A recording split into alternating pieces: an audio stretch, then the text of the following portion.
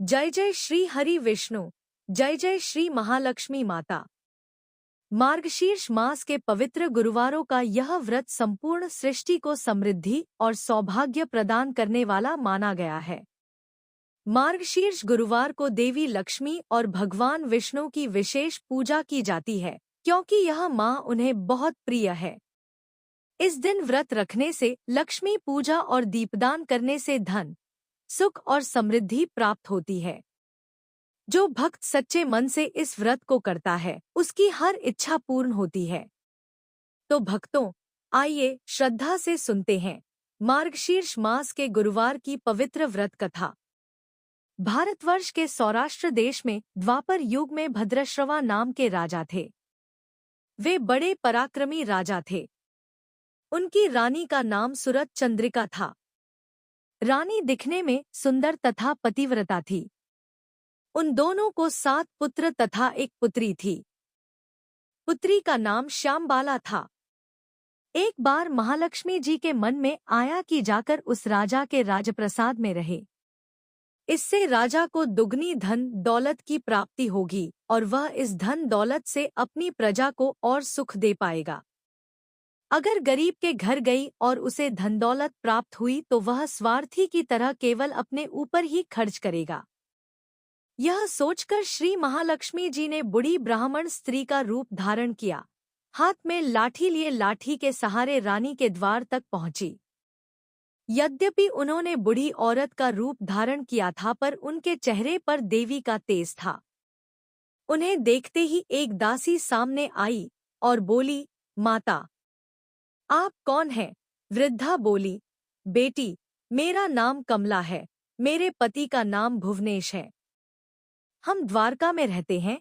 मुझे तुम्हारी रानी से मिलना है। दासी अंदर गई और रानी से कहा, महारानी, बाहर एक तेजस्विनी वृद्धा आई है। वह आपसे मिलना चाहती है। रानी, जो ऐश्वर्य और अहंकार में उन्मत्त थी, उसने दासी द्वारा बताई गई बातें सुनकर आग बबूला होकर राजद्वार पर आई। तब बुढ़िया रूपी श्री महालक्ष्मी ने कहा, बेटी, तुम्हें स्मरण नहीं, पर पिछले जन्म में तुम एक वैश्य की पत्नी थी। गरीबी के कारण तुम्हारा पति तुम्हें प्रतिदिन अपमानित करता था। एक दिन तुम दुखी होकर घर छोड़ जंगल में चली गई। भूख प्यास से व्याकुल होकर रो रही थी। तब मुझे तुम पर दया आई और मैंने तुम्हें श्री महालक्ष्मी व्रत की कथा सुनाई। तुमने श्रद्धा से व्रत किया और उसके प्रभाव से तुम्हें बहुत धन दौलत और वैभव प्राप्त हुआ। परंतु इस जन्म में तुम व्रत करना भूल गई हो, इसलिए तुम्हारे जीवन में अहंकार आ गया है। यह बात सुनकर रानी ने क्रोध में आकर बुढ़िया रूपी श्री महालक्ष्मी का अनादर किया। रानी का इस कदर बर्ताव तथा अपना अनादर देखकर माता वहां से चल पड़ी। राह में उन्हें राजकुमारी श्यामबाला मिली। उन्होंने श्यामबाला को सारी बात बताई। श्यामबाला ने अपनी माता की ओर से श्री महालक्ष्मी माता से क्षमा मांगी। माता को उस पर दया आई। उन्होंने श्यामबाला को श्री महालक्ष्मी व्रत के बारे में बताया। उस दिन अघन मार्गशीर्ष माह का पहला गुरुवार था। श्यामबाला ने परम श्रद्धा से श्री महालक्ष्मी का व्रत रखा।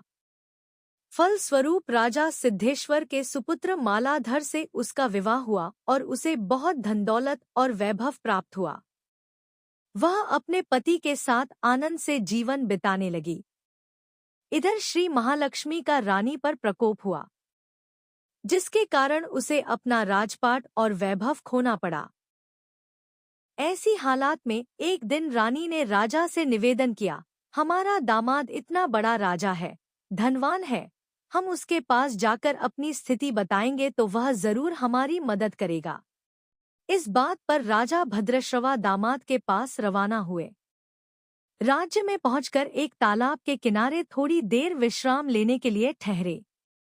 जब नगरवासियों ने उन्हें देखा तो उन्होंने विनम्रता से उनकी पूछताछ की। जब उन्हें यह मालूम हुआ कि वे रानी श्यामबाला के पिता हैं, तो दौड़ते हुए जाकर उन्होंने रानी श्यामबाला को सारी बात बताई।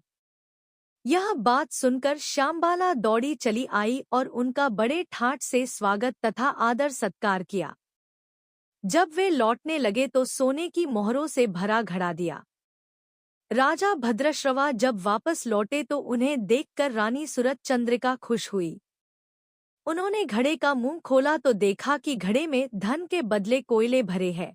यह सब श्री महालक्ष्मी के प्रकोप से हुआ। इस प्रकार दुर्दशा में और कई दिन बीत गए।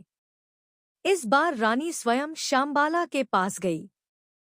वह दिन अघन माह का अंतिम गुरुवार था। श्यामबाला ने श्री महालक्ष्मी का व्रत किया, पूजा की, अपनी माता से भी व्रत करवाया। इसके बाद रानी अपने घर आई। श्री महालक्ष्मी का व्रत रखने पर उसे फिर से अपना राजपाट, धन दौलत, ऐश्वर्य प्राप्त हुआ। वह फिर से सुख, शांति, आनंदमय जीवन बिताने लगी। कुछ दिनों बाद श्यामबाला अपने पिता के घर आई। तब रानी को पुरानी बातें याद आई कि कैसे श्यामबाला ने अपने पिता को घड़ा भर कोयला दिया था। इस कारण उसने श्यामबाला अनादर किया। पर श्यामबाला ने इस बात का बुरा नहीं माना। अपने घर लौटते समय उसने पिता के घर से थोड़ा नमक ले लिया। अपने घर लौटने पर उसके पति ने पूछा, अपने मायके से क्या लाई हो? इस पर उसने जवाब दिया, वहां का सार लाई हूं। पति ने पूछा, इसका मतलब क्या हुआ?